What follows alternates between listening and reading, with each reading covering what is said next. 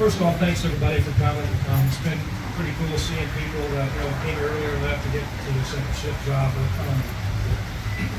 it's interesting every time we go somewhere and talk to people. It's the same thing. It doesn't matter what part of the country. It doesn't matter what sector you're from. We've had people here today from Logan 12, Toledo Assembly, Logan 14, GM Transmission Plant, Logan 1435, Toledo Machining Plant.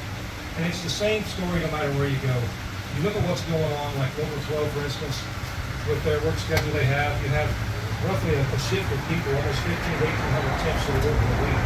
And they're not working as temps, they're working full-time jobs.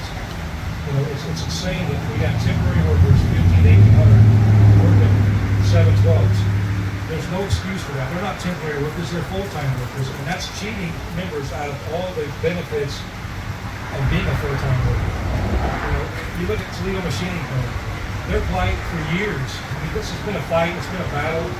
I've been involved in issues before with getting product for their plant. And the shameful part of this is we negotiated for product. We negotiated for steering column work for Toledo Machining back in the day. We negotiated for torque converters. And at the end of the day, some of our top leadership made agreements to source that work to other suppliers. The torque converters went to South Carolina to a non-union facility. There's no excuse for this.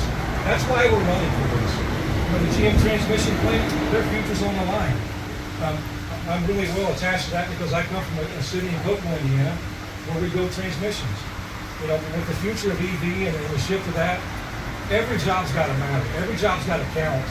And the bottom line is our top leadership has been too complacent for way too long. And this is our shot. This is our membership's one shot to take this back. So we have to get leaders in place that will fight. Be willing to take on the companies. We have a company, let's face the facts. I've had people, point blank say, that they're fed up. And everywhere you go, it's the same thing. It's frustration. The members are frustrated. I don't care what sector they're from. It can be higher ed. It can be gaming. It can be district. It can be IPS. It's the same story. This is our chance. This is our opportunity to take this back. I don't forget where I come from. It's amazing to look at Toledo and things going on, and with Lordstown, what happened with Dave Green and their local. It wasn't because there wasn't product. It's just because of the priorities of our leadership. Their priorities were protecting themselves, covering up corruption, and they were so misguided these last 10 years. And these last 10 years were record profits for the big three companies and many of these other companies. There's no excuse that we didn't get COLA back, that we didn't get job security language back, that we didn't address the tiers. We cannot survive as a union if we're going to continue with all of these tiers of workers. We can't have temps at this level, tiered workers making entry-level pay and taking 8 years to get the full pay. They don't have pensions. They don't have post-retirement health care. And then we got traditional people that get pensions and all that. Eventually, they're going to come for those traditional people. The companies are going to play us against each other. We will not survive as a union if we continue down this path. And there's no excuse in these last 10 years that our leadership didn't get some of this back, other than the fact that they were too busy infighting and trying to figure out which one of them was going to lie on the other or report the other one for whatever the hell they did wrong. It's got to change, and the only way we change this is electing new leaders.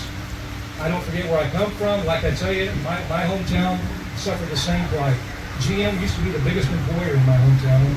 Used to have 15,000 to 18,000 employees. They've got roughly a couple hundred left now. The GM plant there used to be Delco Radio. It was sourced to Delphi, and later spun off the GM Component Holdings Group. And so, that's our future. We have to get rid of all this outsourcing of work. Again, we've got to fight for the jobs. We've got to have leadership that isn't afraid to take on the company. This is company unionism. Our leadership now is company unionism at its finest. We have to get rid of that. We have to get back to a number. And leadership, the members United Slate will fight for our members. You look at our slate, they're battle tested. You look at Margaret, you look at Rich Boyer, you look at Mike Booth. They've been through plant closings, they've been spun off, they've lived the reality. We need leaders who have lived it. I've seen the reality. I've been part of our team in the past, and I've seen the reality of what happens. And one thing to really focus on, people want to spin it, but anyone that's been involved in negotiations in the past should have done something. Economic issues are handled by the president's office. So when we get into national bargaining, those issues, when it comes to tiers, when it comes to wages, when it comes to all those issues, retirements, pensions, all of that comes, healthcare, it all comes from the president's office. They lead that part of that. They take the vice presidents, and typically they meet with the corporate people. So it matters who your president is, and it matters who your VPs are. They're the ones that will be behind closed doors meeting with the top leaders of the companies. And you've got to have people that have guts enough to tell them no when it's time to tell them no.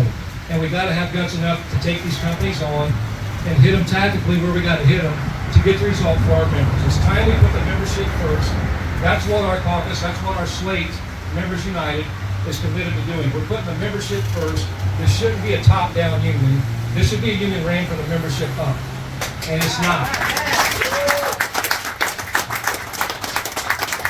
So this election is about one thing. You know, we can bring up 1,000 issues, but it's about one thing right now. It's about taking this union back, and it's about you as members standing up for yourselves and taking your union back. And the way you do that is you vote. You vote for the Members United slate, and in races like where Dave Green's running in Region 2B, you vote for opposition candidates that are opposed to the current people in power. It's not going to be one person that's going to change this. It's going to take a team of us. It's going to take a group of us. The IEB already has 4 or 5 seats that they've already won by acclamation. So they've already got a small group in there. We can't afford to elect more of them in there to where they have a controlling power again. At the end of the day, if they get that, we're going to lose this one member, one vote. We're going to go back to the convention system of elections, which is exactly what they want, because when they have a convention system of elections, they control the outcome. They control this union. We've got to stay away from that. And as president, I'm committed. We won't even entertain that idea. There'll be a cold day in hell before we'll have convention elections again. So if I get voted out as a result of that, I've never had a problem being accountable to the membership. We should all be accountable to the members, and that's how we ensure we're accountable to the members, because we have one member, one vote. Everybody gets a ballot, and you get a vote. So the most important thing you can do for yourself is vote this election and vote for Members United slate candidates and vote for opposition candidates like Dave Green. That's what we got to have happen. So thank you guys, and look forward to